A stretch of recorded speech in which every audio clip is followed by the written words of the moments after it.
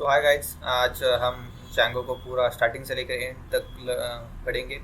Like हम ये पूरा जो वीडियो होने वाला है एक बिगनर के लिए होने वाला है, तो इसमें हम सारे जो टॉपिक है जैंगो के उसको कवर करेंगे। उसके बाद हम देखेंगे कि जैंगो में हम किस तरह से प्रोजेक्ट बनाएंगे। हम प्रोजेक्ट भी बनाएंगे इसमें, एक या दो प्रोजेक्ट हाँ आई थिंक बनाएंगे इसमें। तो पूरा एक वन वीडियो क्रैश कोर्स होने वाला है। तो इसको देखते रहिए स्टार्टिंग से एंड तक, तो आपको एक बेसिक से एडवांस लेवल की अंडरस्टैंडिंग हो जाएगी कि आप जैंगो में एक प्रोजेक्ट को बना सकते हैं। सारे ऑपरेशन हम देखेंगे, एक एक वन बाय वन कंसेप्ट को लर्न करेंगे। स्टार्टिंग में हम एक एक कंसेप्ट को यहाँ पे पढ़ेंगे, उसके बाद उसके अकॉर्डिंग ही प्रोजेक्ट बनाएंगे। मेरा मानना ऐसा है कि हमें स्टार्टिंग में कंसेप्ट को पढ़ना होता है। मतलब हम कुछ कंसेप्ट पढ़ लेंगे, जैसे कि request and response, how to send in Django, model क्या होते हैं, एडमिन साइट कैसे जैंगो में, व्यूज़ और टेम्पलेट की जो फंक्शनलिटी है, adding the others packages from in our project. तो उन सारी चीज़ों को हम इसमें पढ़ेंगे। तो उसके बाद ही हम प्रोजेक्ट अच्छे से बना पाते हैं। तो स्टार्ट करते हैं। तो सबसे पहले जानते हैं कि जैंगो के बारे में एक ओवरव्यू। जैंगो क्या है? Actually Django is a back and framework, जो कि आपको बैक एंड, जब हम वेबसाइट बनाते हैं तो उसमें दो पार्ट होते हैं कि फ्रंट एंड होता है, एक बैक एंड होता है। जो फ्रंट एंड में जो चीज़ें हमें वेबसाइट के मतलब एक यूज़र को दिखती है उसे हम फ्रंट एंड बोलते हैं। और जो बैक एंड में जो टास्क होता है कि इस बटन के क्लिक होने के बाद आपको इस डेटा को दिखना होगा। और आप अगर देखते हैं कि लाइक इंस्टाग्राम में आप पोस्ट ऐड करते हो तो बैक एंड में ऐड होती है, फिर वो रिट्राइव होकर फ्रंट एंड में दिखती है। उस टाइप के जो टास्क होते हैं तो उसको हम इसमें करते हैं। तो उसके लिए जैंगो यूज़ होता है। और Django is most popular and high scalable framework we can say. इसमें आप मल्टीपल टाइप के एप्लीकेशन बना सकते हैं। ईच एंड एवरी एप्लीकेशन आप इसके अंदर बना सकते हैं। और जैंगो में इतना ज़्यादा सपोर्ट है अदर लाइब्रेरीज का, लेकिन जैसे कि जैंगो रेस्ट एपीआई, जिसकी सहायता से आप एकदम ईजी में एपीआईज को भी डेवलप कर सकते हैं। लाइक कि आपको एक रिएक्ट एप्लीकेशन बनाना है कि जो रिएक्ट पे फ्रंट एंड है और बैक एंड आपको जैंगो में लिखना है, तब हम एक जैंगो रेस्ट फ्रेमवर्क को यूज़ करते हैं कि जो कि आपको एपीआईज प्रोवाइड करता है। अगर कभी आपने यूज़ की होगी, अगर आपने रिएक्ट पढ़ा होगा या अदर कोई फ्रंट एंड लाइब्रेरी पढ़ी होगी, तो आपने वहाँ पे देखा होगा कि हम कुछ एपीआई यूज़ करते हैं। जब हम उस पर एक रिक्वेस्ट सेंड करते हैं तो हमें कुछ रिस्पॉन्स आता है। तो उस टाइप की चीज़ें भी हम इसमें कर सकते हैं। अदर जैन जैंगो चैनल्स होता है कि जो कि आप टू वे कम्युनिकेशन, जैसे कि आप मैसेजिंग ऐप देखते हैं या आपको नोटिफिकेशन आती है, तो टू वे कम्युनिकेशन होता है कि जैसे ही आपको कुछ आपका हुआ तो आपको सेंड कर दिया। उस टाइप की हम चीज़ें जैंगो चैनल के थ्रू बना सकते हैं। मैं आपको इस सारी चीज़ों का एक ओवरव्यू इसीलिए दे रहा हूँ कि अगर जैंगो सीखने के बाद आपको मोर एडवांस प्रोजेक्ट बनाना हो ना, तो इस सारी चीज़ों से कंबाइन करके आप एक नंबर से अच्छा मतलब एक बढ़िया प्रोजेक्ट बना सकते हैं, जो कि आपको रिज्यूमे में बहुत अच्छे से हेल्प करेगा। और जैंगो आई थिंक देखते हैं जैंगो में दिया हुआ है कि जैंगो क्यों यूज़ करना चाहिए, क्या यूज़ इसका यूज़ है कि आप लेस कोड में ज़्यादा लिख सकते हैं। Like Django has provided many built in function और already some code is written. तो कुछ कोड उनने ऑलरेडी रिटर्न है, सिर्फ हमको कुछ कमांड लिखनी होती है, जिससे एक बेसिक जैंगो का एप्लीकेशन प्रोजेक्ट एक सेटअप हो जाता है। और उसको हम कुछ अपने हिसाब से फिर मैनेज करके अपना एप्लीकेशन स्टार्ट करते हैं। तो जस्ट ट्राई करते हैं सबसे पहले कि और भी जैंगो का यही है कि एक बैकएंड फ्रेमवर्क है जिसकी सहायता से हम एप्लीकेशन बना सकते हैं बैकएंड का। तो लेट्स स्टार्ट कि नेक्स्ट हमारा इंस्टॉलेशन। तो देखते हैं, मैंने यहाँ पे एक वीएस कोड में एक अपना फोल्डर ओपन कर लिया है। यहाँ पे मैं एक वर्चुअल इन्वायरमेंट बना लेता हूँ, एम के virtual ENV Django YouTube. Okay, just second, ये इस कमांड इसको नहीं लाना। यहाँ पे आता हूँ, कमांड फॉर्म को ओपन किया, यहाँ पे डाला। Okay, already exist. ओके, तो आई थिंक ऑलरेडी एग्जिस्ट, तो मैं उस पर वर्क ऑन करता हूँ। Work on. Okay, work on. So guys, हमें जैंगो का एप्लीकेशन प्रोजेक्ट सेटअप करना है, तो उसे हम किस तरह करेंगे? अगर आप आते ना इस पेज पे, जैसे कि अगर डॉक्यूमेंट पे क्लिक करें, मैं आपको यहाँ पे जैंगो के ऑफिशियल साइट पे भी दिखा रहा हूँ, क्योंकि अगर फ्यूचर में कुछ चेंजेस हुए तो आप यहाँ पे आके उसको भी यहाँ पे देख सकते हैं कि क्या चेंजेस हुए, क्योंकि एक फ्रेमवर्क है, उसमें कुछ अपडेट आते रहते हैं डे बाय डे। तो यहाँ पे अगर हम क्लिक करेंगे इंस्टॉलेशन पे, तो हमें इस पेज पे वो रिडायरेक्ट कर देगा और इंस्टॉलेशन की सारी चीज़ें उनने यहाँ पे बता दी गई है। तो आप इसको देख के भी कर सकते हैं। जैसे कि अगर मैं इस पे आऊँ, मतलब यहाँ पे आता हूँ और सबसे पहले इसको देखते हैं। तो हमें जब हम जैंगो इंस्टॉल मतलब जैंगो को यूज़ करना है, तो सबसे पहले हमें जैंगो को इंस्टॉल करना होगा। तो यहाँ पे हम कमांड लिखेंगे pip install जैंगो। ओके, यहाँ पे जैंगो इंस्टॉल हो जाएगा। ओके, तो जैंगो यहाँ पे इंस्टॉल हो रहा है।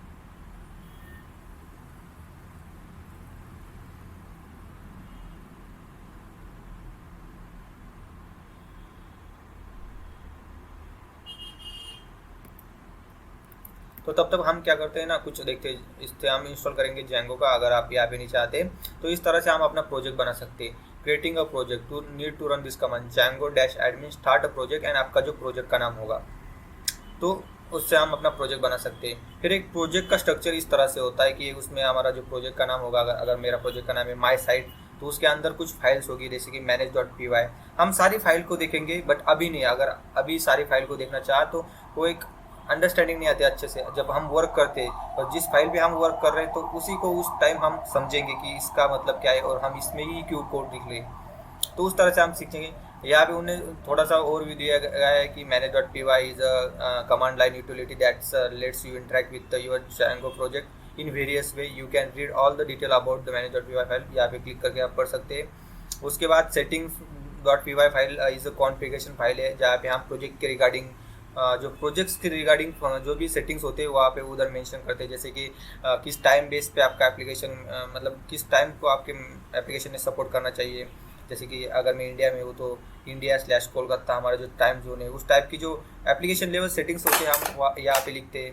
और जैसे कुकीज़ अगर हम यूज़ करते हैं तो कुकीज़ की सेटिंग्स, कुछ पैकेज इंस्टॉल करते हैं उसकी सेटिंग्स सब सीधे।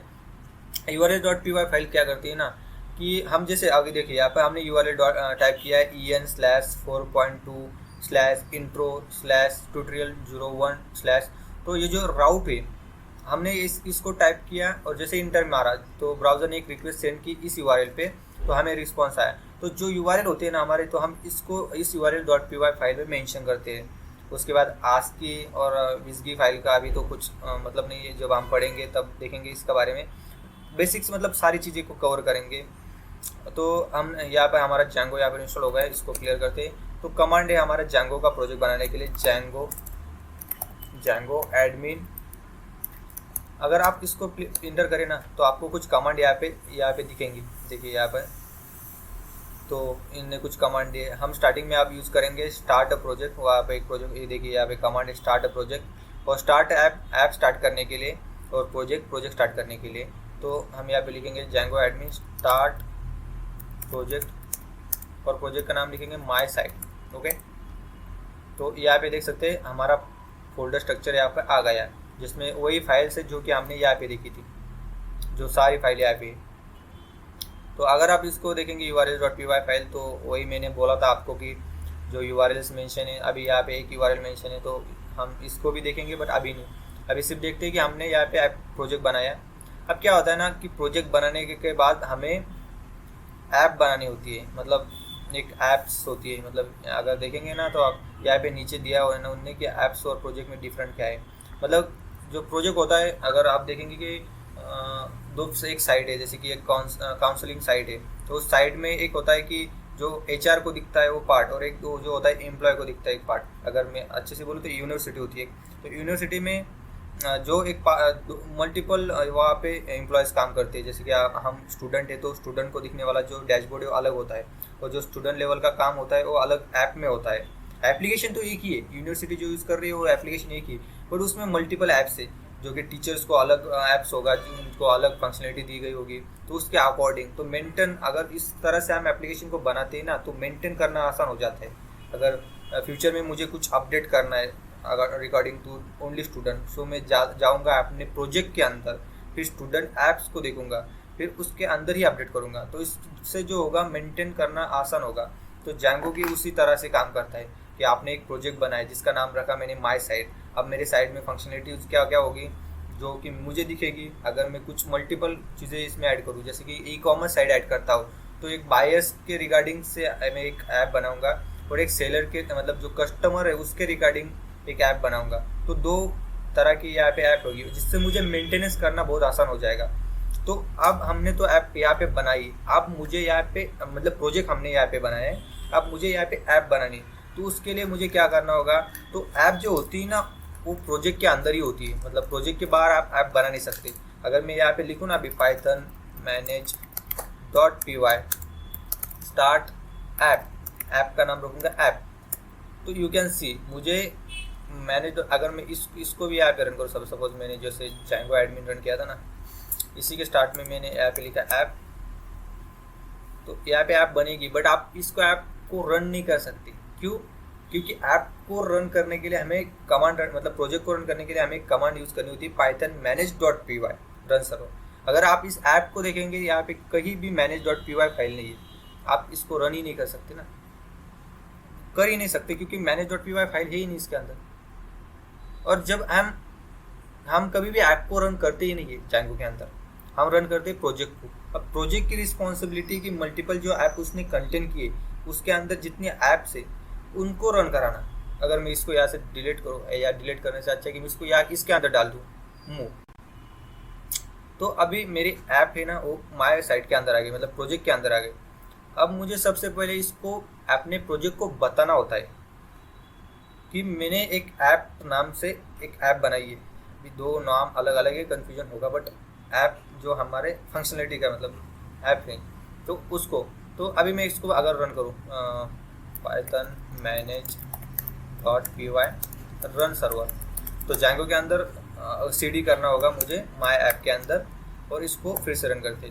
तो जो रन सर्वर कमांड है ना, तो उसको हम यूज़ करते हमारा डेवलपमेंट सर्वर स्टार्ट करने के लिए Django में।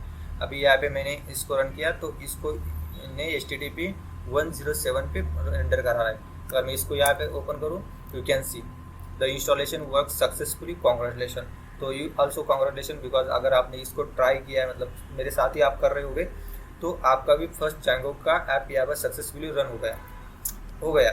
अभी जो ऐप है उसका, इसको मतलब जो प्रोजेक्ट है, प्रोजेक्ट को कुछ भी पता नहीं ऐप्स के बारे में कि ऐप है या नहीं। अगर मैं इसको इसके अंदर हम यूज लिखते, तो उसके लिए मुझे क्या करना है पता है, settings.py फाइल में जाके यहाँ पे आप देख सकते हैं इंस्टॉल्स ऐप्स, इसके अंदर हमें उसको मेंशन करना होता है कि मैंने एक ऐप बनाई है ऐप नाम से, इसको यहाँ पे मेंशन करना होता है। अब मैंने इसको यहाँ पे मेंशन किया, तो Django के प्रोजेक्ट को पता है अभी मैं किस ऐप को रेंडर करना है मुझे जब मैं रन करूँगा। ओके, तो मैंने लेट्स स्टार्ट, हम एक नॉर्मल एक URL बताएगी। अभी मैं इसको रन कर रहा हूँ तो कुछ नहीं आ रहा, तो मुझे क्या करना है कि जैसे मैं उसको रन करूँ, लाइक हमको क्या करना है, इसके अंदर अभी एक render response HTTP response render कराना है, hello world our app is working. तो मुझे आना होगा views.py फाइल्स में, और views.py फाइल में हम व्यूज़ लिखते हैं। Views is like a function, but नाम उनने चेंज किया है, और Django में हम फंक्शन को व्यूज़ कहते हैं। सिंपल है, व्यूज़ ही फंक्शन है, फंक्शन इज व्यू है, बट Django में उसको व्यूज़ कहते हैं। तो इसको हमको रन करना है, तो हमें क्या करना होगा, from Django HTTP import HTTP response. Okay, इसको इंपोर्ट किया और एक फंक्शन लिखेंगे। अभी हम इसको फंक्शन बोलेंगे, बट अगर आप कहीं इंटरव्यू दे रहे और कुछ दे रहे, तो मुझे एक बार इंटरव्यू में पूछा था कि व्यूज़ फंक्शन मतलब व्यूज़, उन्होंने व्यूज़ पूछा था और मैंने फंक्शन बोला था, तो वो एक ही होते, फ़र्क कुछ नहीं, बट Django में उसको व्यूज़ कहते।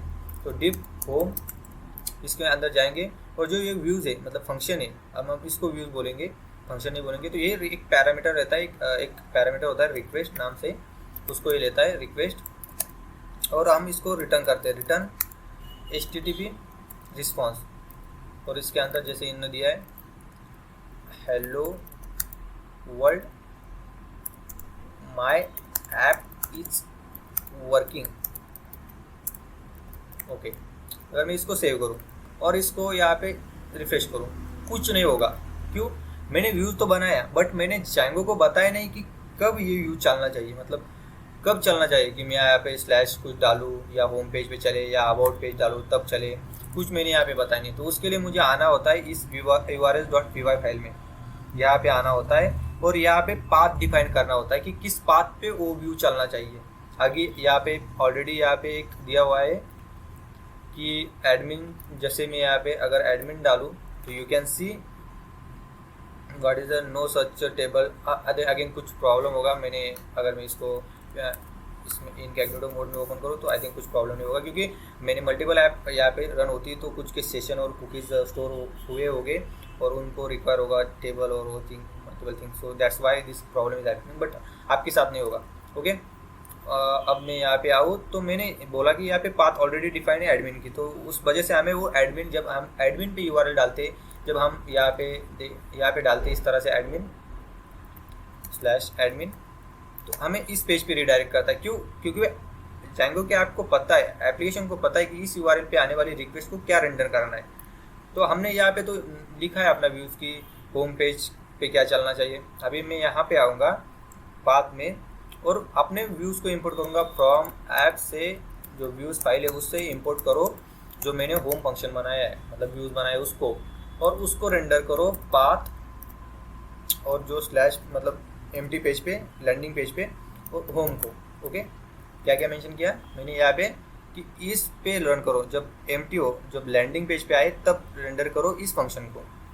तो ये दो मतलब यहाँ पे इस तरह से मैंने मेंशन किया। अब जब मैं इसको यहाँ पे रिफ्रेश करूँ, सपोज इसको यहाँ से कट करूँ, तो you can see hello world my app is working. तो इस तरह से यहाँ पे मुझे वो दे रहा है। अगर मैं यहाँ पे हम कुछ भी मतलब यहाँ पे हम इस तरह से भी कोड लिख सकते हैं, H1 और H1 का क्लोजिंग। ओके, अगर मैं यहाँ पे इसको रिफ्रेश करूँ तो यू कैन सी, तो हम यहाँ पे HTML भी उसको रिस्पॉन्स में बैक दे सकते हैं, रिस्पॉन्ड दे सकते हैं। तो इस तरह से ये काम करता है हर चीज़। एक बार फिर से देखते हैं कि किस तरह से URL काम करता है। तो हम URLs में मेंशन करते हैं किस URL पे हमारा कौन सा व्यूज़ चलना चाहिए, और जो व्यूज़ है तो व्यूज़.py फाइल में हम उसको व्यूज़ को मेंशन करते हैं। अगर मैं यहाँ पे आऊँ और यहाँ पे लिखूँ अबाउट स्लैश, और जैंगो में आपको हर मतलब URL के एंडिंग में यहाँ पे स्लैश देना मैंडेटरी है। मतलब अगर आपने यहाँ पे नहीं दिया तो it's will give you error, मतलब वो देगा कि आपका URL is not define that kind of thing. तो यहाँ पे मुझे स्लैश देना होगा। अगर मैं इसको रिफ्रेश करूँ तो आप मुझे यहाँ पे एक एरर आएगा, you can C page is not found, because इस URL में हमने कुछ रेंडर ही नहीं कराया और वो नहीं कर रहा है। यहाँ पे एक सेटिंग होती है कि अगर हम कोई भी पाथ देते, अगर हमने कोई पाथ दी नहीं तो जैंगो बाय डिफ़ॉल्ट वो कांग्रेचुलेशन पेज रेंडर करता है। बट अगर हमने एक भी पाथ दी, ये तो मैंडेटरी, ये बाय डिफ़ॉल्ट आती है तो इसको कंसिडर नहीं कर सकते। अगर हमने नीचे कोई पाथ दिए तो हमें लैंडिंग पेज को भी देनी होती है। तो यहाँ पे मैंने अबाउट डाला। अगर मैं यहाँ पे आऊँ और यहाँ पर लिखो अबाउट एंटर मारूँ तो you can C same page is rendering here also. So I hope you understand how it's working. Like बहुत सिंपल है। बस स्टार्टिंग में कुछ प्रॉब्लम, मतलब फाइल्स मल्टीपल है तो कुछ दिमाग में लोचा हो जाता है कि ध्यान में नहीं रहता। बट कोई नहीं, अगर आप 2-3 बार ट्राई करेंगे, प्रयास करेंगे ना, तो it will very easy for you. Like बहुत आसान होता है। जो स्टेप होते हैं ना कि हमको जब ऐप इंस्टॉल करते हैं तो हमें आना होता है सेटिंग.py फाइल में, वहाँ पे ऐप को इंस्टॉल ऐप में उसको मेंशन करना होता है। फिर आते हैं हम व्यूज़.py फाइल में, वहाँ पे हमारे व्यूज़ जो है वो लिखते हैं हम, जैसे कि home page, about page, all this thing. और URL.py फाइल में उसके रिगार्डिंग URLs हम यहाँ पे मेंशन करते हैं। तो हमने यहाँ पे पढ़ा रिक्वेस्ट हम यहाँ से सेंड कर सकते हैं, रिस्पॉन्स वहाँ से आता है। मतलब अगर मैं यहाँ पे प्रिंट करूँ ना, अगर आपको यहाँ पे प्रिंट करके चीज़ दिखाऊँ रिक्वेस्ट में क्या आ रहा है, तो यू कैन सी क्या आता है। यू कैन सी विजगी गेट, मतलब गेट रिक्वेस्ट टाइप। अब पोस्ट रिक्वेस्ट तो हम विदाउट फॉर्म यहाँ पे सेंड नहीं कर सकते, तो उसको भी देखेंगे हम। तो यहाँ पे वो बता रहा है कि गेट रिक्वेस्ट आई इस URL के थ्रू, इस व्यू में अबाउट के through, you can see. So I hope you understand कि लाइक हाउ इज़ वर्किंग।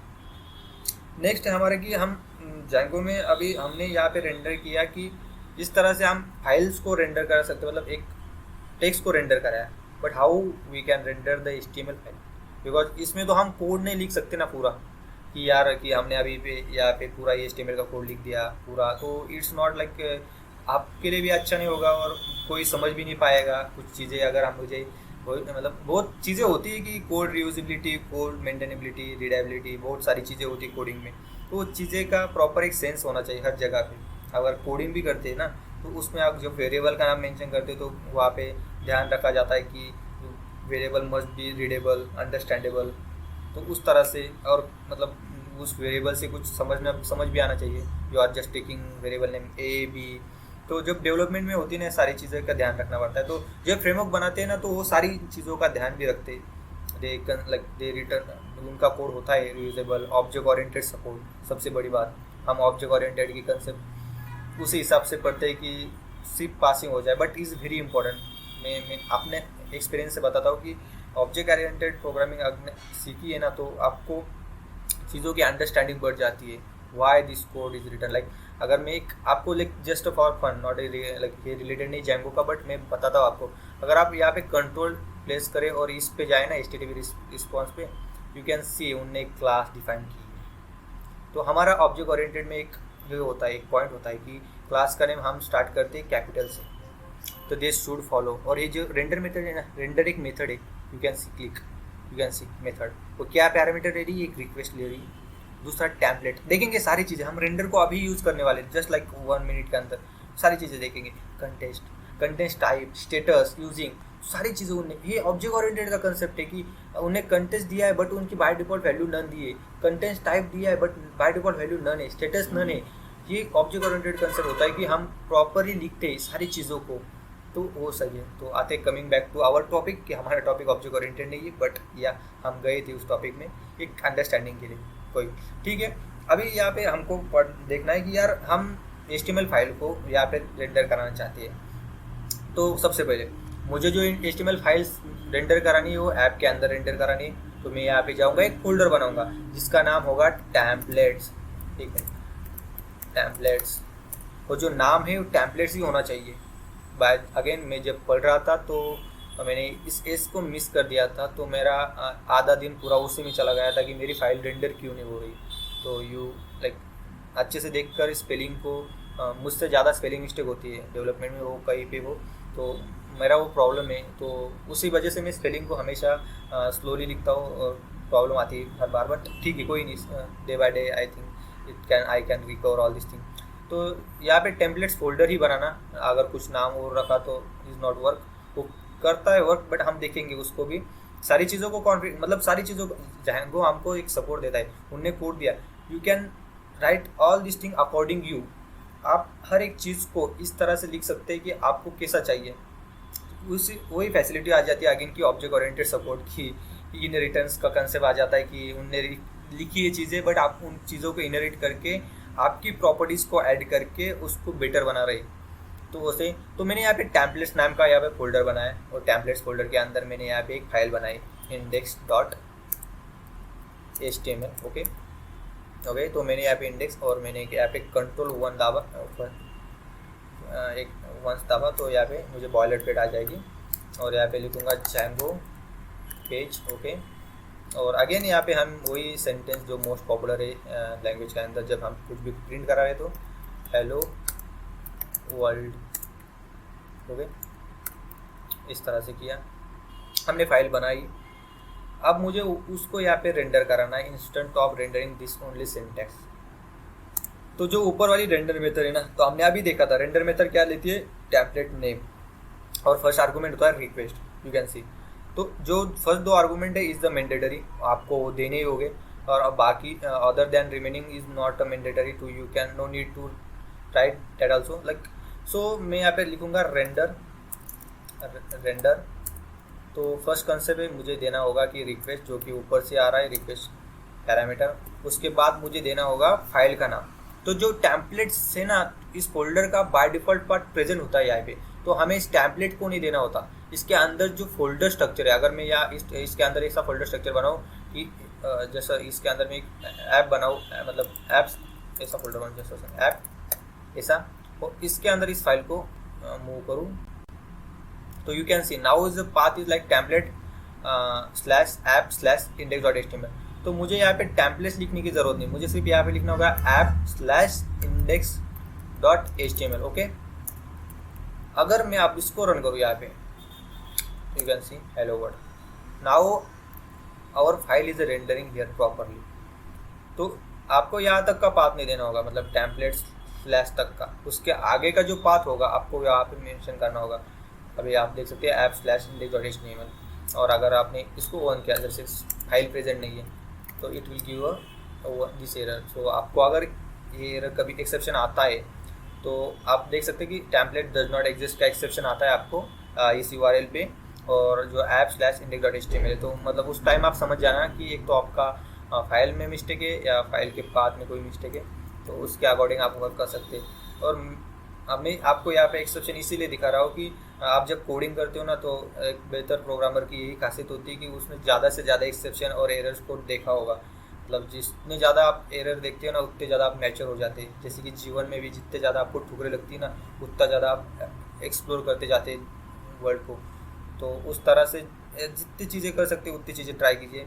देखते ही कुछ एरर आता है क्या आता है सारी चीज़ें। अभी तो चैट जीपीटी भी है तो उस हिसाब से आप उसको भी लर्न कर सकते हैं कि कुछ एक्सेप्शन आया तो you can put over there prompt ask ChatGPT what the error saying why this error come exception is happening. So वो सारी चीज़ें आप यहाँ पे देख सकते हैं। तो हमने यहाँ पे देखा कि इस तरह से हम टेम्पलेट मतलब इंडेक्स डॉट मतलब इंडेक्स को यहाँ पे एक टेम्पलेट फाइल को यहाँ पे रेंडर करा सकते हैं। ओके, तो उसके बाद आता है हमारा कि यार ये जो हम यहाँ पे क्लिक कर रहे हैं ना एडमिन, ये क्या है मतलब क्यों है। अगेन मैं आपको ये चीज़ें इसीलिए ऐसे तरह से कंसेप्ट बता रहा हूँ कि हम स्टार्टिंग में क्या करेंगे अभी कि एक ओवरव्यू देंगे सारे कंसेप्ट का कि एक एक वन बाय वन कंसेप्ट देखेंगे कि इस चीज़ें होती है कि हमने अभी देखा कि रेंडर मेथड होम व्यूज ये सारी URL.py फाइल। तो इसके बाद हम एक प्रोजेक्ट बनाएंगे, एक या दो मस्त प्रोजेक्ट बनाएंगे, सिंपल से प्रोजेक्ट बनाएंगे जिससे आपको एक बेसिक से इंटरमीडिएट लेवल की अंडरस्टैंडिंग हो जाएगी। और इसके बाद मैं इस चैनल पे ऐसा प्रोजेक्ट लाने वाला हूँ कि it's like containing multiple ways, मतलब इतना बड़ा प्रोजेक्ट होगा वो आई थिंक कि 20 आवर्स से मोर देन होगा। और जो प्रोजेक्ट आपके रिज्यूमे के लिए भी एक सुटेबल होगा कि जैसे हम बनाते हैं ना ई-कॉमर्स साइट्स ये सारी चीज़ें जो कि आई थिंक कुछ 500-600 लाइन का कोड लिखते हैं हम, उससे रिज्यूमे में पुट करते हैं उस प्रोजेक्ट को एज फुल स्टैक और जैंगो डेवलपर। बट मैं जो प्रोजेक्ट लाने वाला हूँ ना मैं आई कैन गारंटी यू अगर उस प्रोजेक्ट को आप लिखते हो और समझते हो तो you are intermediate level of Django developer, I guaranteed you. तो इस हिसाब से तो उसी वजह से हम इसमें सिर्फ मेरा ये वीडियो लाने का वही मोटिव था कि यार मैं तो उस प्रोजेक्ट को अपलोड करूँगा बट अगर कोई चैनल पे आता है और देखता है कि यार प्रोजेक्ट तो है लेकिन मुझे जैंगो आता नहीं, तो उस हिसाब से मैं इसको बना रहा हूँ।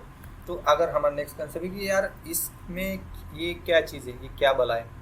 Again you can click here and to like switch your colour. So okay मैं वाइट ही रहने देता हूँ। तो यार वाइट, हाँ तो ठीक है। तो अब हमें क्या करना है कि यार ये और यहाँ पे ये पूछ रहा है कि यूज़र नेम और पासवर्ड दिए, और मैंने तो प्रोजेक्ट बनाते वक्त कुछ यूज़र नेम भी नहीं रखा और पासवर्ड भी नहीं और मुझे पूछा ही नहीं। तो उसके लिए क्या होता है ना कि हमको एक कमांड रन करनी होती है। अगेन admin.py फाइल हमें क्यों दी जाती है उसके लिए आते हैं यहाँ पे। अगेन आप अगर यहाँ पे क्लिक करेंगे तो यू सी admin.py फाइल। अगर मैं यहाँ पे देखूँ उन्होंने दिया है कि admin.py फाइल क्यों है मुझे पता है बट आपके लिए ही यहाँ पे देखना चाहता हूँ मैं। अगेन कुछ कहा ओके तो मैं ये बताता हूँ कि यार जैंगो हमें क्या करता है ना, अगर आप एक्सप्रेस कभी देखा होगा पढ़ा होगा तो वहाँ पे आपको CRUD ऑपरेशन बैकएंड का पार्ट सारी चीज़ें करते हैं। तो जैंगो ने कुछ जो चीज़ें होती है बेसिक सी, मतलब Django why Django is popular ना, तो जैंगो की कुछ बेसिक चीज़ें होती है। देखिए एप्लीकेशन हम बनाते हैं तो उसमें क्या क्या चीज़ें रिक्वायर होती है, मतलब हर एप्लीकेशन में होगी। एक तो authentication system, login logout registration. दूसरा कि जो मॉडल हमने बनाए उसको यहाँ पे किसी एक पेज पे या डैशबोर्ड पे हमें विजुलाइज हो दिखे, वहाँ से हम चीज़ों को देख सके मेंटेन कर सके। तो जैंगो ने ये चीज़ें सारी ऑलरेडी बना के दी है, सिर्फ हमें यूज़ करना है। According your needs you can customise that thing, वो भी करेंगे कस्टमाइज़ करेंगे। एडमिन पैनल को भी कस्टमाइज़ कर सकते, सारी चीज़ें हो सकती। तो उसी वजह से हमें एक एडमिन जैंगो एडमिनिस्ट्रेटर का पैनल यहाँ पे दिया है।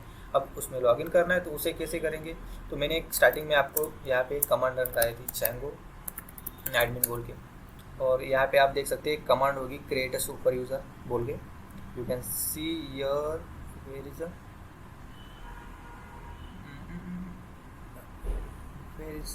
दिस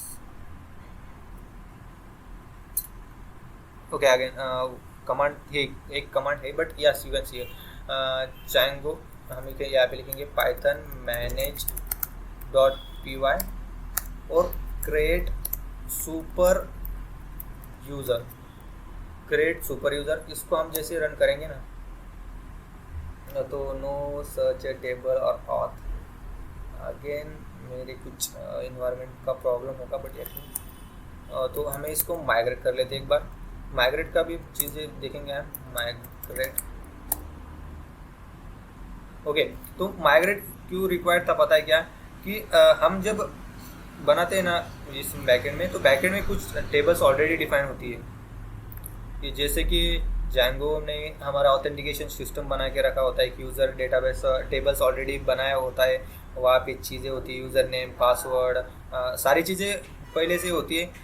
हम उस मॉडल को यूज़ कर सकते हैं यहाँ पे और अपने हिसाब से। तो उस मॉडल को माइग्रेट करना पड़ता है। अगेन हम चीज़ें समझेंगे कि माइग्रेट वो चीज़ें क्या होती है, तो उसको भी देखते हैं। बट एक बार अंडरस्टैंड कर लेते हैं कि एडमिन पैनल दिखता कैसा है। तो अब मैंने सारी चीज़ों को माइग्रेट कर लिया है। तो माइग्रेट करने के बाद मैं फिर से वही कमांड रन करूँगा, Python manage.py create super user. अब मुझे देखिए, आप यहाँ पे देखिए, मुझे यहाँ पे पूछ रहा है कि यूज़र नेम, मैं इसका नाम रख दूँगा एडमिन। ईमेल रिक्वायर्ड नहीं है। पासवर्ड मैं यहाँ पे सिंपल सा 1 2 3 4 5 6 पासवर्ड रखा, इंटर मारा। अगेन 1 2 3 4 5 6 और मुझे जैंगो के वैलिडेशन होते हैं, वो बोलता है कि यार आपका पासवर्ड सिक्योर नहीं है, लेंथ बहुत कम है और कॉमन है। तो बट यार मुझे बाईपास करना है यार, I don't need to think कि लोकल पे कोई हैक कर सकता है। तो हो गया। अब मुझे फिर से अपने प्रोजेक्ट को रन करना होगा। तो पाइथन manage.py रन सर्वर, मैंने यहाँ पे सर्वर को रन किया। तो अभी मैं अगर इसको रिफ्रेश करता हूँ यहाँ पे एडमिन पे जाके, अगर मैं यहाँ पे लिखूँगा एडमिन 1 2 3 4 5 6, इंटर मारूँ, यू कैन सी हमारा एडमिन पैनल इस तरह से यहाँ पे दिख रहा है। और अगर मैंने आपको बोला था कि यूज़र टेबल्स ऑलरेडी बनाया होता है, मैं इसको ओपन करता हूँ, यू कैन सी यहाँ पे एक यूज़र बनाया है जिसका ईमेल एम्प्टी है क्योंकि हमने दिया नहीं, फर्स्ट नेम उसने हमसे पूछा नहीं, लास्ट नेम हमने पूछा नहीं, दिया नहीं, वो सारी चीज़ें। और इस टॉपिक को तो इस तरह से हमारा एक यूज़र टेबल ऑलरेडी बनाया है और हमने वहाँ पे एक यूज़र की बना दिया। तो देखिए कितना फिक्सिबल है, मतलब कितना ऑलरेडी उन्होंने चीज़ें बनाई यार। अगर आप एक्सप्रेस में होते तो आपको एक टेबल बनाना होता, उसमें फिर से आपको जब पासवर्ड के लिए हम यूज़ करते हैं, अगर मैं यहाँ पे क्लिक करूँ ना तो आप एक देख पाएंगे कि ना एल्गोरिथम यूज़ किया है जो कि रॉ पासवर्ड नहीं स्टोर करता, कि जैसे आपने पासवर्ड डाला वही बैकएंड में स्टोर हुआ, वो सारी चीज़ें नहीं होती। जो पासवर्ड है ना वो एडमिन पैनल वाला भी नहीं देख सकता किसका पासवर्ड क्या है। हाँ, चेंज कर सकते हैं, यहाँ पे एक फॉर्म दिया है, this form you can change this password using this, but देख नहीं सकते। और इसको डिक्रिप्ट भी करना बहुत आसान नहीं है, मतलब बहुत हार्ड है। तो इस सारी चीज़ें होती है। बट एक्सप्रेस अगर यूज़ करते होगे ना तो वहाँ पे आपको डिफाइन करना होगा कि टेबल, मेरा ये टेबल है, इसको मैंने नाम दिया यूज़र, अब मेरा जो पासवर्ड होगा उसके लिए मुझे फिर से खुद से लॉजिक लिखना होगा। तो जैंगो ने उसको सारी चीज़ें, अगर यहाँ पे देखिए आप पर्सनल इन्फो में उन्होंने फील्ड दिए, first name, last name, email, वो सारी चीज़ें। तो मुझे फर्स्ट नेम लिखना है समा, लास्ट नेम लिखना है मस्के, और जो ईमेल एड्रेस होगा मेरा जस्ट लाइक मस्के समाधान 32। और अगर मैं इसको अभी यहाँ पे सेव करूँ, आप देख सकते हैं इस तरह से आ रहा है। तो आई होप आपको समझ में आया होगा कि एडमिन पैनल क्यों है।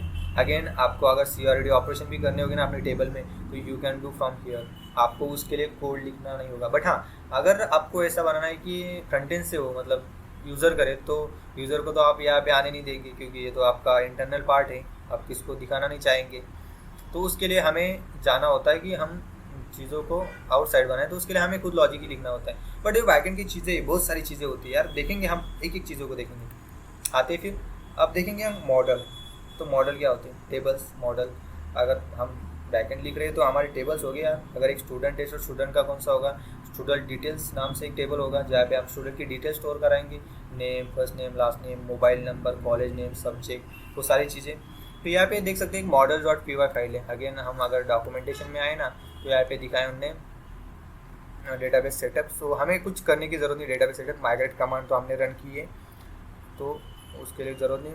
तो हमें इस तरह से मॉडल बनाना होता है model.py फाइल में। Model is like a table, हम टेबल ही बना रही है, बट हम एसक्यूएल में डायरेक्टली जाके, मतलब हम जो डेटाबेस यूज़ कर रहे हैं यहाँ पे आप देख सकते हैं। तो ये SQLite 3 हम डेटाबेस यूज़ कर रहे हैं। तो हमें ऐसा नहीं कि अगर आप जैंगो में काम कर रहे हैं तो आपको MySQL का नॉलेज होना चाहिए, है तो अच्छी बात है, बट अगर नहीं है ना तो कोई प्रॉब्लम नहीं है, क्योंकि हम जो टेबल बनाएंगे ना वो हम पाइथन में ही कोड लिखेंगे।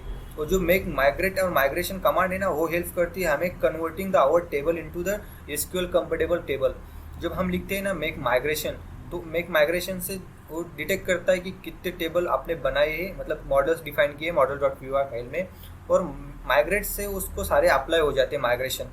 तो हमें यहाँ पे लिखना होता है कि अपने टेबल्स का structure in our Python language. तो मैंने यहाँ पे लिखेंगे क्लास, वो क्लास होते हैं जो हमारे मॉडल्स होते हैं ना, वो क्लास होते हैं। अगर यहाँ पे आएंगे ना आप देख सकते हैं मॉडल्स, मैंने यहाँ पे लिखा मॉडल्स। हम स्टूडेंट का डिटेल लिखेंगे तो स्टूडेंट्स, और इनहेरिट करते हैं मॉडल्स डॉट मॉडल से।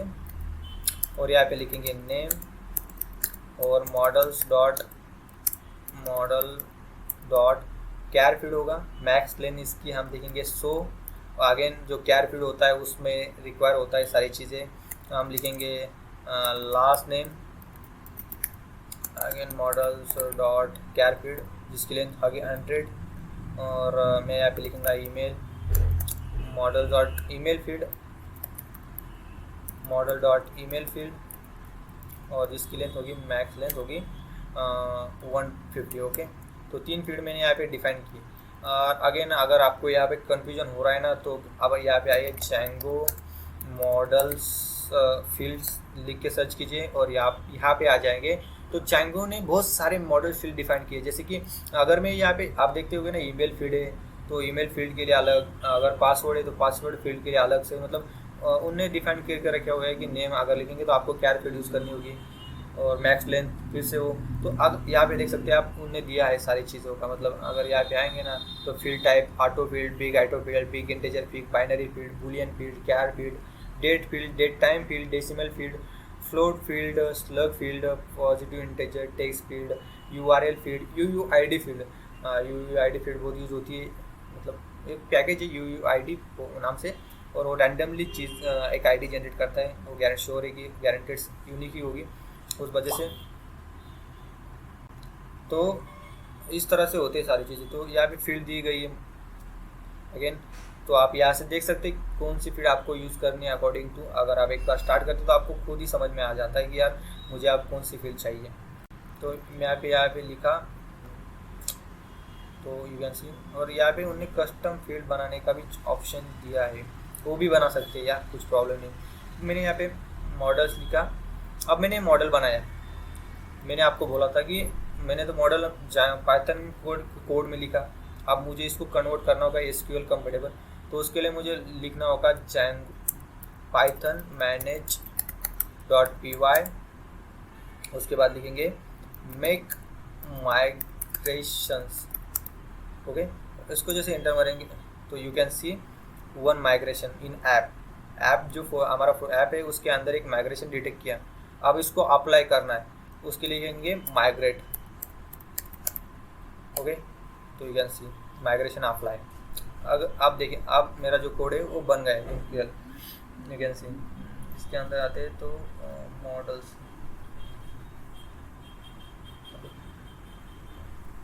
तो ये हो गया। तो ये माइग्रेशन के अंदर देखेंगे हम एक बार, तो माइग्रेशन एक फोल्डर है उसके अंदर इनिट इंस्टॉल, तो यहाँ पे जो हमारा माइग्रेशन है वो अप्लाई हो गया है। ओके, ठीक है। अब टेबल तो बन गया है, बट अभी भी मुझे बैकएंड में तो नहीं दिख रहा मेरे एडमिन पैनल में, और मुझे एडमिन पैनल में उसको दिखाना है। अगर मुझे सर्वर को रन कराना होगा तो रन सर्वर, हाँ देखिए यहाँ पे अभी तो मुझे एडमिन पैनल पे वो दिख रहा नहीं, उसको कैसे दिखाएंगे? उसको दिखाने के लिए मुझे जाना होता है अंदर ऑफ फाइल admin.py, जो भी रिगार्डिंग डैशबोर्ड के काम हो गए जो मेंशन करना है डैशबोर्ड में, और admin.py फाइल में होता है। तो मुझे यहाँ पे सबसे पहले अपने मॉडल को इंपोर्ट करना होगा, वो ऐप्स मतलब वो ऐप के अंदर जो model.py फाइल है उसके अंदर इंपोर्ट है, स्टूडेंट नाम से उसका नाम है। तो अगेन यार मैंने स्मॉल लिखा, ओके इसको कैपिटल किया और इसको स्टॉप करते फिर से माइग्रेट करेंगे यार, क्योंकि हम भी ऑब्जेक्ट ओरिएंटेड कंसेप्ट को ही फॉलो करेंगे। ओके, और उसके बाद रन सर्वर। अभी मैं यहाँ पे जाता हूँ और स्टूडेंट, ओके मुझे रजिस्टर करना है, तो मुझे यहाँ पे लिखना होगा एडमिन साइट डॉट रजिस्टर, और जो स्टूडेंट है उसको मैंने यहाँ पे इसको मेंशन किया। ओके, तो मुझे यहाँ पे क्लास डिफाइन करेंगे हम, क्लास जिसका नाम लिखेंगे स्टूडेंट, और यहाँ पे लास्ट में आप लिखेंगे एडमिन, स्टूडेंट एडमिन, और ये होगी inherit admin dot model admin से। ओके, यहाँ पे लिखेंगे लिस्ट डिस्प्ले, कौन कौन सी फील्ड आपको डिस्प्ले करानी है, ये लेगा टपल। तो सबसे पहले आईडी जो है बाय डिफ़ॉल्ट होती है हर एक टेबल में, अगर आप उसको ओवर राइड नहीं करते, जैसे कि अगर किसी फील्ड को आपने प्राइमरी मेंशन किया तो आईडी नहीं जनरेट होगी, बट अगर आपने प्राइमरी, तो हमने टेबल में कहीं भी मेंशन नहीं किया कि कौन सी फील्ड मेरी प्राइमरी होनी चाहिए, तो उसी वजह से आईडी हमारी यहाँ पे जनरेट होगी। अगर मैं अभी मेरे में नेम फील्ड है तो मुझे यहाँ पे नेम को दिखाना है, मेरे में लास्ट फील्ड है, लास्ट नेम है उसको दिखाना है। तो इन सारी चीज़ों एक सेकंड इसको दिखाना है। Okay, last name. ओके, अगर मैं अभी इसको रिफ्रेश करूँ तो यू कैन सी कुछ नहीं होगा, क्योंकि मुझे इसको रजिस्टर भी करना होगा। तो मुझे लगेगा एडमिन डॉट रजिस्टर, और किस मॉडल को आप रजिस्टर कराना चाहते हैं इससे, तो मुझे लिखाना है स्टूडेंट स्टूडेंट। नाउ मैं इसको सेव करूँगा तो अब देख सकते हैं कि यहाँ पे ऐप नाम से एक एप्लीकेशन बनी, उसके अंदर जो जो टेबल आपने मेंशन की वो आपको यहाँ पे दिख रहे हैं। और आप देख सकते हैं यहाँ पे मैंने स्टूडेंट्स लिखा था और एस बाय डिफ़ॉल्ट अपेंड हो गया है, तो वो जैंगो करता है। तो यू कैन सी अभी एम्प्टी है, तो यहाँ पे आप स्टूडेंट, अगर आप मैं यहाँ पे क्लिक करेंगे ना ऐड स्टूडेंट पे, तो यू कैन सी आपको वही ऑप्शन दिख रही है जो फील्ड आपके पास है, नेम लास्ट नेम। और जैसे मैं यहाँ पे फिर से ऐड करूँ समा लास्ट नेम हस्की और ईमेल आईडी मेरी, तो इसको जैसे मैं सेव करूँ तो यू कैन सी यहाँ पे मुझे आईडी, मैंने बोला था बाय डिफ़ॉल्ट आती है हर चीज़ को, नेम और लास्ट नेम। और अगेन मैं यहाँ से अगर लास्ट नेम को हटा दूँ ना तो यू कैन सी मुझे सिर्फ यहाँ पे नेम वही दिख रही है। तो जो चीज़ें मुझे यहाँ पे दिखनी, अगेन मैं अगर यहाँ पे आईडी पे क्लिक करूँ कि आईडी यूनिकली आइडेंटिफाई करती है इस ऑब्जेक्ट को, तो मुझे आईडी पे ही क्लिक करना होगा। तो जो यूआरएल बनता है फिर से वो बनता है student/1 और /changes। तो इस यूआरएल पे जाके इस ऑब्जेक्ट को हम चेंज कर रहे हैं, तो आईडी यूनिकली आइडेंटिफाई कर रहे हैं चीज़ को, तो उसको मुझे उस पर क्लिक करने के बाद तो सारे फील्ड दिखते हैं। बट मुझे अगर यहाँ पे सारे फील्ड को दिखाना है उसके लिए मुझे यहाँ पे मेंशन करना होता है वही लास्ट नेम, और लास्ट में होता है मेरा ईमेल। ओके, यहाँ पे क्लिक करूँ तो यू कैन सी ईमेल भी आ रहा है, सारी चीज़ें प्रॉपरली यहाँ पे वर्क कर रही है। ठीक है, तो अब हमारा हो गया ईमेल सारी चीज़ें। अब देखते हैं यार कि हमने ये सारी चीज़ें दिख ली कि हम एक एप्लीकेशन को यूआरएल को मेंशन किस तरह करते हैं, क्या चीज़ें होती है। तो अगेन मैं यहाँ पे एक फ्री सेट व्यू लिखूँगा और जिसको अबाउट के लिए, क्योंकि एक रिकैप हो जाएगा सारी चीज़ों का, तो डीप लिखेंगे हम और यहाँ पे लिखेंगे अबाउट पेज पे जाओ और यहाँ पे अबाउट हो गया, अबाउट रिक्वेस्ट और रेंडर करो, उसके बाद रिटर्न करो, मतलब फंक्शन से रेंडर कराओ दिस मेथड जो कि लेगी रिक्वेस्ट फर्स्ट पैरामीटर। उसके बाद हम लिखेंगे अबाउट डॉट एचटीएमएल जो कि इनसाइड होगी हमारे ऐप के अंदर, मतलब पूरा जो पाथ बनेगा वो बनेगा app/about.html। यहाँ पे आते और यहाँ पे न्यू फाइल बनाएंगे about.html। ओके, और इस पे आते और यहाँ पे लिखते हैं अबाउट पेज और यहाँ पे लिखेंगे h1 अबाउट पेज और यहाँ पे एक लिखते हैं पी टैग लॉरेन × 10। ठीक है, तो हमने चीज़ें लिख दी। तो ठीक है, अब मैंने यहाँ पे व्यूज़ को बनाया, अब मुझे इस व्यू को रेंडर, मतलब इस व्यू को ऐप को बताना होगा कि ये व्यू कब चलना चाहिए। अगेन मैं आऊँगा urs.py फाइल में, या मैं उस व्यूज़ को इंपोर्ट करूँगा, सॉरी अबाउट को, और जो मैंने यहाँ पे लिखा था इसको कट कर दूँगा। अगेन मैं यहाँ पे फिर से लिखूँगा पाथ, मेरा जो पाथ है वो पाथ बनेगा अबाउट स्लैश और जो मेरा व्यू चलेगा वो चलेगा अबाउट का। ओके, अगर मैं इसको सेव करूँ और यहाँ पे आऊँ और यहाँ पे लिखूँ तो मुझे पेज नॉट फाउंड आ जाएगा। बट अगर मैं यहाँ पे क्लिक करके ऐसे लिखूँ अबाउट तो यू कैन सी मुझे यहाँ पे जो पेज है मेरा वो यहाँ पे दिख रहा है। बट अभी एक प्रॉब्लम है, so I need to integrate some JavaScript files and CSS file. तो CSS तो हम यहाँ पे भी लिख सकते हैं, जैसे कि यहाँ पे लिख के यहाँ पे लिख सकते हैं स्टाइल। बट मुझे ऐसे करना है कि मुझे एक स्टाइल, मतलब मुझे एक CSS फाइल अलग बनानी है, उसको यहाँ पे लिंक करना है, वहाँ पे स्टाइल लिखनी है। तो आप ऐसे सोचेंगे कि मुझे यहाँ पे इस ऐसे यहाँ बना देते एक CSS फाइल, तो वो काम नहीं करेगा। तो उसके लिए मुझे क्या करना होता है ना कि इस ऐप के अंदर एक फोल्डर बनाना होता है स्टैटिक नाम से, स्टैटिक, और स्टैटिक बनाया जैसे कि टेम्पलेट बनाया था वो स्टैटिक बनाया, स्टैटिक ही रखना होगा। अगेन स्टैटिक के अंदर जो आप फोल्डर बनाएंगे वो आप मर्जी से लग सकते हैं कुछ भी नाम। तो मैंने यहाँ पे एक फोल्डर बनाऊँगा फिर से ऐप का, उसके ऐप के अंदर मैं एक फाइल बनाऊँगा style dot C S S नाम से, और यहाँ पे लिखूँगा जैसे कि बॉडी के लिए बैकग्राउंड कलर ब्लैक। ओके, बनाया मैंने। अब मुझे इस फाइल को यहाँ पे लिंक कराना होगा, तो उसको लिंक करने के कुछ सिंटेक्स है, जैसे कि मैं यहाँ पे लिखूँगा लिंक सी एस एस, और जब हम यहाँ पे स्टाइल सी एस एस पास करते हैं ना, इसको ऐसे ना करके मुझे इस तरह से करना होगा, करली ओपन करली मतलब स्क्वायर इस ब्रैकेट को ओपन जो भी है, और उसके बाद अंदर परसेंटेज सिंबल, और यहाँ पे लिखूँगा स्टैटिक, और जो फाइल का नाम है उसको इस तरह से, ओके। तो इस तरह से अब मैं यहाँ पे इसको लोड करूँ तो मुझे कुछ हुआ नहीं, आई थिंक, हाँ, क्योंकि मैंने इसको अलग फाइल में किया, इसको एक्स किया, इसको सेव किया, इस फाइल को यहाँ से क्लोज, अबाउट फाइल में हमको इसको लिंक कराना है। तो यहाँ पे अगर मैं इसको पेस्ट करूँ, अभी यहाँ पे लिंक करूँ इसको और इसको ये करूँ, तो मुझे एक एक्सेप्शन आएगा स्टैटिक।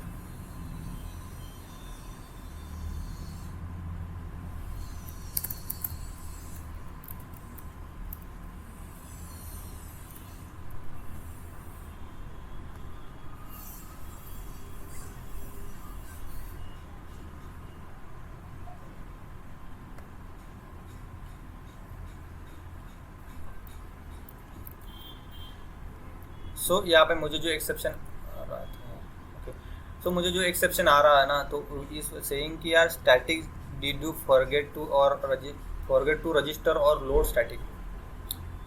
तो हमें क्या होता है कि हमने तो यहाँ पे मेंशन किया कि स्टैटिक फाइल है और इसका जो पाथ है वो एक्चुअली पाथ भी हमारा गलत ही है, बट कोई उससे फ़र्क पड़ता नहीं है, क्योंकि अगेन हमें वही सेम ही एक्सेप्शन आएगा। तो हम जब स्टैटिक फाइल को यूज़ करते हैं ना, तो हमें उसको लोड कराना होता है, तो ऊपर आके हमें ऐसा लिखना होता है यहाँ पे लोड स्टैटिक बोल के, स्टैटिक इस तरह से लिखना होता है। अगर मैं यहाँ पे अभी इसको यहाँ से रिफ्रेश करूँ, यू कैन सी हमारी जो स्टैटिक फाइल है वो यहाँ पे ऐड हो गई। अगर मैं यहाँ पे चाहूँ हेड के अंदर, तो यहाँ पे आप देख सकते हैं यहाँ पे मुझे फाइल मिल गई है। मैं इसको अगर यहाँ पे इस तरह से भी डालूँ ना, static slash style dot C S S, one second, मैं यहाँ पे आता हूँ, इस URL को यहाँ से कॉपी करता है, कॉपी किया और इसको यहाँ पे पेस्ट किया, जो लास्ट का स्लैश है इसको कट किया, you can C page is not found. तो हमने कुछ गलती की है। स्टाइल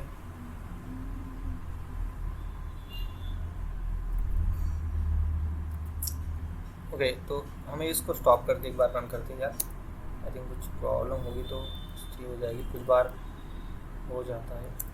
तो यू कैन सी, हाँ, वो हो जाता है कुछ कि हम स्टैटिक फाइल को रेंडर कराते हैं ना, तो एक बार स्टॉप करके फिर से स्टार्ट करने से प्रॉब्लम कई बार हो जाती है। तो यू कैन सी यहाँ पे हो गया। अगर मैं यहाँ पे इसको भी रिफ्रेश करूँ तो देख सकते हैं हम यहाँ पे ब्लैक हो गया सारी चीज़ें। तो अगेन मुझे यहाँ पे जाना होगा, कहाँ पे, हमारे स्टाइल बॉडी में, और यहाँ पे कलर वाइट करना होगा, वाइट। इसको सेव किया, सेव करने के बाद इसको रिफ्रेश किया तो देख सकते हैं हमारी स्टाइल है वो आ गई यहाँ पे। तो सेम थिंग हो रही है। आगे मुझे स्टाइल को तो मैंने किया, अभी मुझे जावास्क्रिप्ट JS फाइल को इंटीग्रेट करना है। तो इसी के अंदर मैं बनाऊंगा एक JS फाइल, इसका नाम लिखेंगे कि demo.js, और कुछ नहीं, और उसको भी यहाँ पे लिखेंगे कि कुछ बटन बना के उसको इवेंट कराएंगे, मतलब अब इवेंट को ऑफ कराएंगे। तो उसके लिए लिखेंगे या कुछ यहाँ पे देखते हैं, या कंसोल लॉग करा देते यार, console dot log hello world. Okay, world, मैंने हेलो वर्ल्ड किया। अभी मुझे यहाँ पे उसको लिंक कराना होगा, तो इस बॉडी के अंदर जो पी है हमारे यहाँ पे लिखेंगे आप स्क्रिप्ट, ये साथ से इस ब्रैकेट ओपन परसेंटेज स्टैटिक, जो फाइल का नाम है app dot demo dot JS, इसको सेव किया। अगेन मैं कंसोल उसको ओपन करूँगा, यहाँ पे पेज को refresh, you can see hello word, refresh करूँगा हेलो वर्ड। इस तरह से आप चीज़ें कर सकते हैं। और फन के लिए हम एक और लुक लगा ही देते यार, यहाँ पे फ्लेक्स और let I equal to 0, I less than 10, I plus plus console dot log, मतलब जो ऊपर लॉग करा था हमने उसी को यूज़ करना। तो यहाँ पे आते फिर से you can C 10 times hello world. So I hope you understand. और एक और फन करेंगे, और फन करेंगे, मतलब प्रोग्रामिंग का ही मज़ा है कि आप जितने चाहो उतने फन यहाँ पे कर सकते हैं यार, कुछ भी कर बना सकते हैं जो चीज़ें चाहे। We are a programmer, we can do anything without doing anything, मतलब कुछ भी कर सकते हैं। हम ऐसा कोड लिखेंगे कि चीज़ें ऑटोमेटिकली हो जाए, तो इस तरह से हम यहाँ पे कर सकते हैं। तो आई थिंक आपको बेसिक से समझ में आया होगा कि जैंगो कैसे वर्क करता है। मतलब जैंगो नहीं, पूरी चीज़ें नहीं, स्टैटिक फाइल जो चीज़ें हमने अभी तक देखी।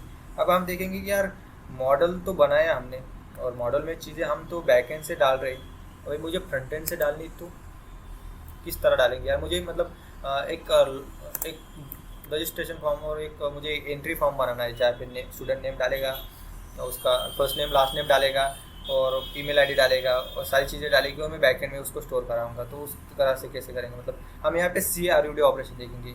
CRUD का फुल फॉर्म होता है create, read, update and delete. तो इसको हम बेहतर से समझेंगे, क्योंकि अगर आपको CRUD हो गया ना, मुझे एक बात बताओ, हम जब एप्लीकेशन बनाते हैं ज़्यादा चीज़ें क्या होती है कि बैकएंड से चीज़ों को निकाल के फ्रंट एंड में दिखाने की, फ्रंट एंड से कुछ चीज़ें आ रही है उसको बैकएंड में अच्छे से स्टोर कराना। तो जो CRUD ऑपरेशन हम देख सकते हैं ना, कौन से भी फ्रेमवर्क में, बैकएंड फ्रेमवर्क में, वो इसी के लिए जस्ट मोस्ट पॉपुलर है कि यार मतलब CRUD ही एक एप्लीकेशन, मतलब एक फ्रेमवर्क सीखने का सबसे बढ़िया तरीका है कि आप उसके CRUD समझ लो। CRUD भी इस तरह से समझ लो कि अगर आपको सोते जागते कभी भी उठाए तो CRUD आना चाहिए, मतलब इतना भी नहीं यार। तो मतलब बहुत सारी चीज़ें होती है, फिल्टरिंग, वो सारी चीज़ें की, बट बेसिक होता है CRUD। तो हमने अभी देखा CRUD, ओके। अब मैंने मॉडल तो बनाया यहाँ पे, और सारी फाइल को एक बार बंद कर यहाँ पे क्लोज ऑथर्स, ओके। तो मैंने यहाँ पे बनाया ये फोल्डर हेलो वर्ल्ड। तो इसी को मैं एक बार रेंडर कराता हूँ होम पेज पे। तो URL फाइल में आऊँगा मैं, यहाँ पे लिखूँगा पाथ, जो मेरा होम पेज है उस पर मेरा चले होम, ओके, होम यहाँ पे इस तरह से। तो अगर मैं यहाँ पे जाऊँ और प्रेस करो तो हेलो वर्ल्ड यहाँ पे आ रहा है, ओके, इज़ वर्किंग गुड। तो नाउ मुझे क्या करना है, यहाँ पे मेरे जो इंडेक्स HTML फाइल यहाँ पे रेंडर हो रहा है ना, यहाँ पे एक मैं फॉर्म बनाऊँगा, सिंपल सा फॉर्म। तो हम फॉर्म लिखते हैं, तो आपको आई थिंक बेसिक अंडरस्टैंडिंग होगी HTML की, तभी आप बैकएंड का फ्रेमवर्क देखेंगे। तो हम एक पोस्ट फॉर्म बनाएंगे जिसकी मेथड पोस्ट होगी, और इसके अंदर लिखेंगे इनपुट, सबसे पहले एक लेबल, और लेबल लिखेंगे आप तो नेम, ए पे नेम लिखेंगे, और उसके बाद यहाँ पे लिखेंगे input text text text text text text, okay, इस तरह से।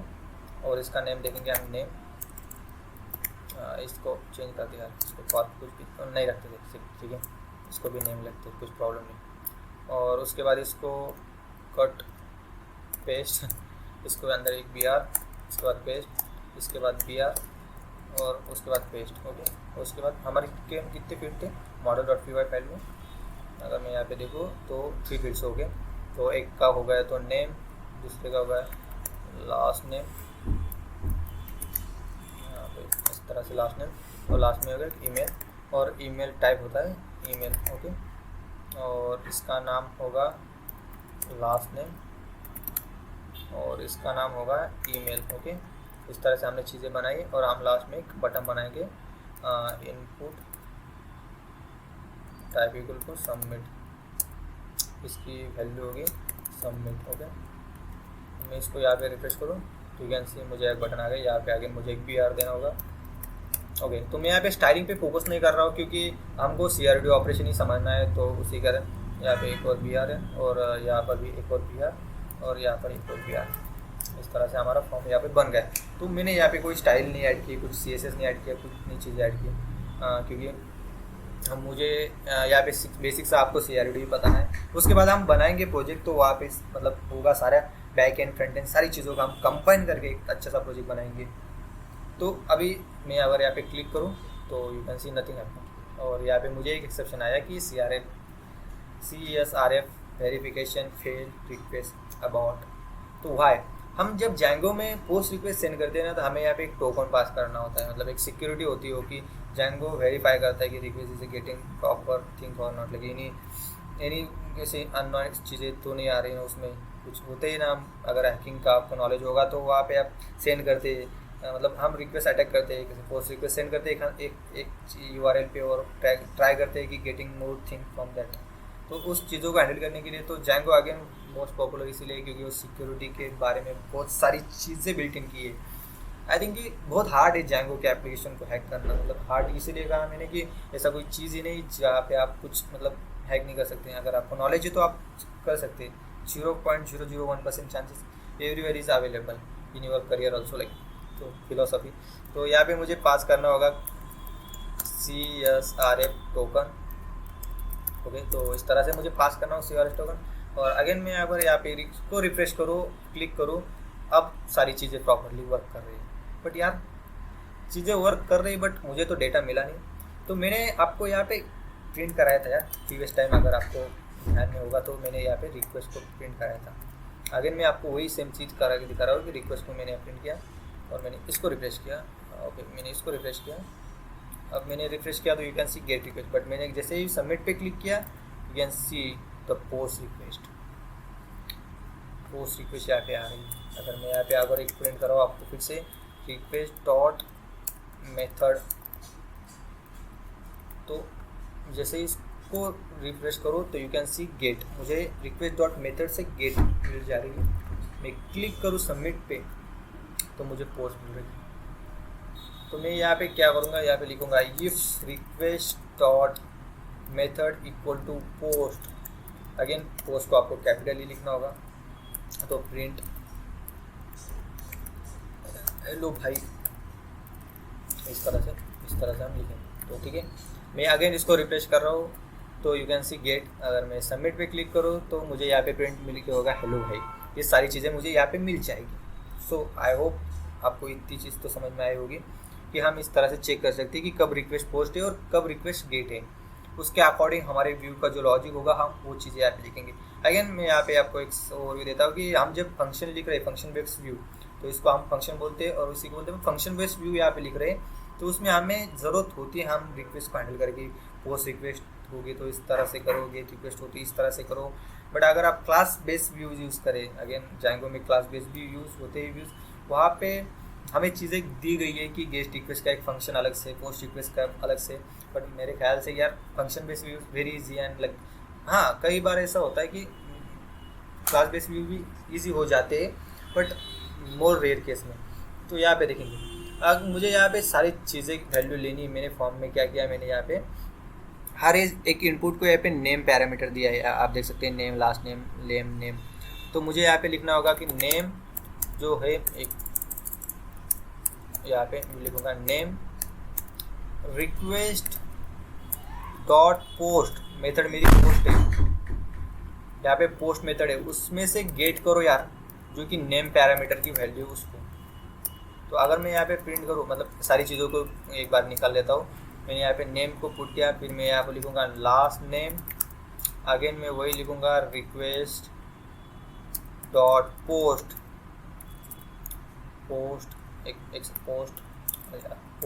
Dot gate last name. Okay, और लास्ट में हमारा है ईमेल, तो मैं यहाँ पे लिखूँगा रिक्वेस्ट डॉट पोस्ट यार, सो यहाँ पे लिखूँगा। और सबसे पहले मैं यहाँ पे एक प्रिंट कराऊंगा, तो ऊपर वाली चीज़ें मैं यहाँ से एक ऊपर वाले रिक्वेस्ट को यहाँ पे क्लिक कर देता हूँ और यहाँ पे एक प्रिंट कराऊंगा यार। एक चीज़ क्या कहते हैं, बेसिक से हर चीज़ को प्रिंट करा के देख लो। कुछ प्रॉब्लम आ रही है ना, रिक्वेस्ट डॉट पोस्ट को प्रिंट कर रहा है सीधा सा, कोई भी झमेला नहीं। देखते रिक्वेस्ट डॉट पोस्ट में सारी चीज़ें क्या आ रही है। अगर मैं इसको प्रिंट, अभी मैंने रिफ्रेश किया तो गेट रिक्वेस्ट आई, सबमिट पे क्लिक किया तो यू कैन सी मुझे पोस्ट तो प्रिंट हुआ। उसके बाद जो रिक्वेस्ट डॉट पोस्ट है उसने यहाँ पे प्रिंट कराया, नेम की वैल्यू है तो एम्प्टी दी, लास्ट नेम की जो लिस्ट है उसको भी एम्प्टी दिया, नेम को भी एम्प्टी दिया। ओके, और जो नीचे के थे उसको तो हमें प्रिंट कराया नहीं, तो उसको भी प्रिंट कराएंगे, नेम को भी प्रिंट कराएंगे, नेम को भी प्रिंट कराएंगे, नीचे आके लास्ट नेम को भी प्रिंट कराएंगे, नीचे आके ईमेल को भी यहाँ पे प्रिंट कराएंगे। तो सेव करते हैं। अब एक्चुअल वैल्यू यहाँ पे डाल के देखते हैं यार। नेम डालेंगे हम समा, उसके बाद मस्के और ईमेल आईडी डाल के demo.gmail.com। ओके, और जैसे मैंने इसको सेव किया तो यू कैन सी इसमें प्रिंट होके मुझे फर्स्ट नेम में समा मिला, लास्ट नेम में इसको मैंने इस तरह से मिला और डेमो में इस तरह से मिला, मतलब लिस्ट में वैल्यू आ रही। और मैंने जैसे गेट करके लिखा ना नेम, तो उससे मुझे वही अगेन पैरामीटर सेम वैल्यू, उनकी वैल्यू मुझे यहाँ पे मिल गई, मैंने उसको प्रिंट करा है। अब बारी है यार कि मुझे इसको टेबल में डालनी सारी चीज़ों को। तो मैं यहाँ पे देखो मेरे टेबल में तो एक ही वैल्यू है, अभी तक रिफ्रेश करूँ तो स्टूडेंट में एक ही वैल्यू है। ओके, तो उसको डालनी। तो अगर मैं उस प्रिंट को यहाँ से हटा दूँगा, ओके, अब मुझे यहाँ पे मॉडल को इंपोर्ट करना होगा, क्योंकि यार उस मॉडल में तो मुझे चीज़ें डालनी है, तो उस मॉडल को यहाँ पे लाना होगा ना। तो मॉडल का यहाँ पे ऐप के अंदर model.py फाइल के अंदर मेरा जो स्टूडेंट मॉडल है उसको इंपोर्ट किया। ओके, ठीक है। तो अब मैं लिखूँगा मॉडल, एक ऑब्जेक्ट बनाऊँगा, मतलब डेटा नाम से इस तरह से, और लिखूँगा मॉडल स्टूडेंट और स्टूडेंट। तो उसको नेम चाहिए, तो मैंने नेम पास किया। उसको लास्ट नेम चाहिए, तो मैंने उसको लास्ट नेम पास किया। उसको ईमेल चाहिए, मैंने उसको ईमेल पास किया। ओके, मैंने दिया, ऑब्जेक्ट बनाया उसका। अब इस ऑब्जेक्ट को मुझे सेव करना होगा, तो मैं यहाँ पे लिखूँगा data.save, इस तरह से। ओके, उसको सेव किया। अब अगर मैं डालूँ ना, मतलब यहाँ से चीज़ें डालूँ, तो वो डेटा उस टेबल में जाके स्टोर होगी। इसको रिफ्रेश करूँगा, यहाँ पे डालूँगा समा, यहाँ पे मस्के, और यहाँ पे डेमो डॉट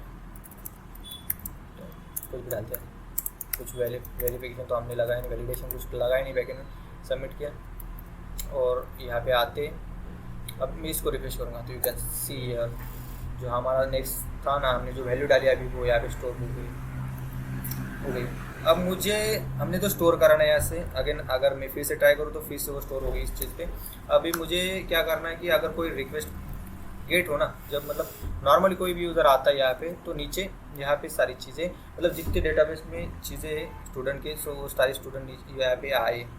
ओके, तो यहाँ पे आए उस तरह से, मतलब यहाँ पे दिखाना है मुझे। तो नॉर्मल सा मैं दिखाऊँगा यहाँ पे टेबल वगैरह कुछ मैं बनाऊँगा नहीं। तो एल्स में आते हमने, मतलब अभी देखा, जो हमने देखा पुट, हमें अभी गेट दिखना है, तो हम लिखेंगे ऑल स्टूडेंट। एक मैंने ऑब्जेक्ट बना, स्टूडेंट बना, मतलब एक वेरिएबल बनाया ऑल स्टूडेंट नाम से, जो कि स्टूडेंट से ऑब्जेक्ट से ऑल निकाले, मतलब सारी चीज़ों को निकालेगा।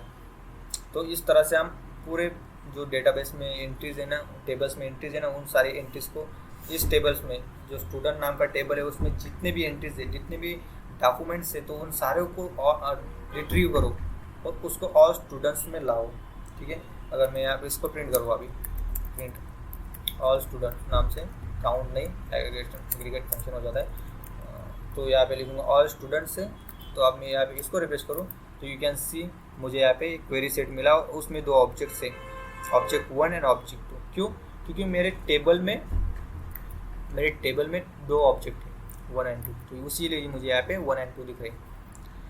तो इस तरह से हो सकती है। यहाँ पे मुझे काउंट लाना, तो वो काउंट आया था, तो उसको इस तरह से कि यहाँ पे काउंट, तो you can C 2 counts. Okay, तो इस तरह से हम चीज़ों को करते हैं, इसको कमेंट कर देंगे।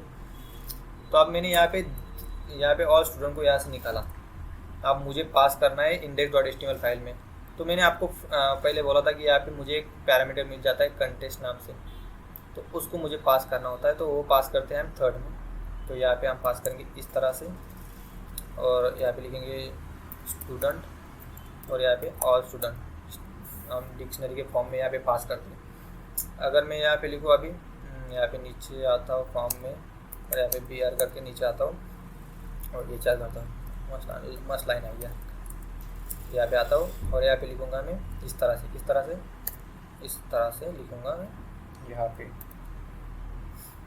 जो होगा हमारा HTML। ओके, इसको सेव किया, यहाँ पे आते हैं, you can C query set 1 query set 2, तो मुझे यहाँ पे मिल जा रहा है। अगर मैं यहाँ पे लिखूँ इस तरह से 0.name तो मुझे ओके, तो या इस तरह से नहीं हो सकता, बट या मैंने ट्राई किया था, इस तरह से कर सकता। अभी मुझे यहाँ पे लूप लगाना होगा, तो डिटेल अगेन यहाँ पे थोड़ा डिटेल का कैसे आ जाता है, उसको बोलते हैं हम Django टेम्पलेट लैंग्वेज। तो कुछ नहीं, जितना मैं आप ये को यहाँ पे बता रहा हूँ उतना ही डिटेल मतलब है, थोड़ा एडवांस। उसमें कुछ टैग्स होते हैं जो कि टैग्स आप अकॉर्डिंग टू योर सिचुएशन आप एक्सप्लोर कर सकते हैं, बट या मैं जितने आपको यहाँ पे यूज़फुल उतने तो आपको यहाँ पे बताऊँगा ही। अगेन आप अगर इस वीडियो को देखते हो, नेक्स्ट प्रोजेक्ट को देखते हो, तो डिटेल भी कंसेप्ट आपका क्लियर हो जाएगा। हाँ, उसमें टैग्स होते हैं। तो यहाँ पे मुझे फॉर लूप लगाना होगा, तो डिटेल में फॉर लूप लगाने के लिए हम लिखते हैं इस तरह से फॉर, और जो हमारा एस में आएगा student E N from S T U में तो पूरे ऑब्जेक्ट के नाम हमने देखा अभी, ऑब्जेक्ट 1 और ऑब्जेक्ट 2। और जो फॉर लूप लगाए तो उसको एंड करना, तो उसके लिए लिखेंगे हम एंड फॉर, इस तरह से। और अब अगर यहाँ पे लिखूँ मैं ना इस तरह से, एस को यहाँ पे क्लिक करूँ तो मुझे 2 आते हैं, you can see object 1 object 2, और उसके बाद यहाँ पे we are, you can see. अगर मैं अभी यहाँ पे लिखूँ ना एस डॉट नेम, तो मुझे सारे के नेम ही मिलेगी। अगेन सेम ही ईमेल ही लिखता हूँ, तो ईमेल आएगी सबकी ईमेल। और मैं मेमोरी के लिए यहाँ पे नेम लिखूँगा, उसके बाद लास्ट नेम लिखूँगा, उसके बाद ईमेल यहाँ पे लिखूँगा, और इसको रिफ्रेश करूँगा तो you can see name, last name, email, वो सारी चीज़ें। तो हमने यहाँ पे दिखा हम बनाते कैसे, हम रिट्रीव कैसे करते। अब हमें डिलीट करना है, तो उसके लिए हम क्या करते हैं, मतलब यहाँ पे एक बटन बनाएंगे यार। तब वैसे ही होता है कि डिलीट के लिए मैं आपको यहाँ पे सिंपल सा बता